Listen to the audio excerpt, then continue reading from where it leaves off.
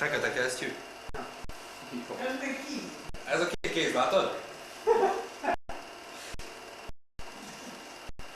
Jó be tudod venni, igaz? Ez jó. Milyen patak? Cika, jaj. Itt van a Ildi. Milyen Ildi? Mamikám, ez a Pataki Laci 1982-ben. Ez meg a Kalocsai Zoli volt. El fogok tűnni. Mindjárt el fogok tűnni. És a kiketyű van. Igen, az ilyen tőke a számom, hogy csináltad egy ilyen tőke. Én meg azt hittem a Ildi. Hogy egy a kislány? Nem tud Ez amit a betalálni. lassított felvételen. A kisgyerek, ugye? A Gergőben. De be tud tenni. Be tudtam?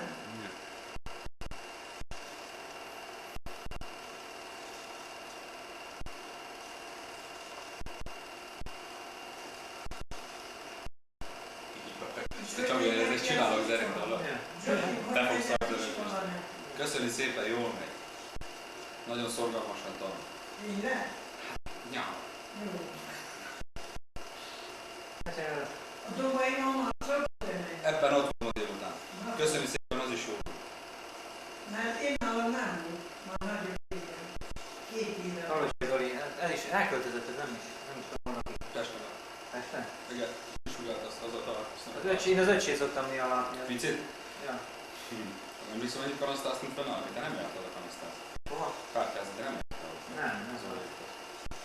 Ja, voltam én fenn a pásztor, de nem, tárgyát nem. Lacikát már megfogták, ezért kamionlopási, azt tudod? És az miért? Pataki Lacit megfogták a kamionlopási. Milyen kamion? Kamiont Ő lopott. Odani!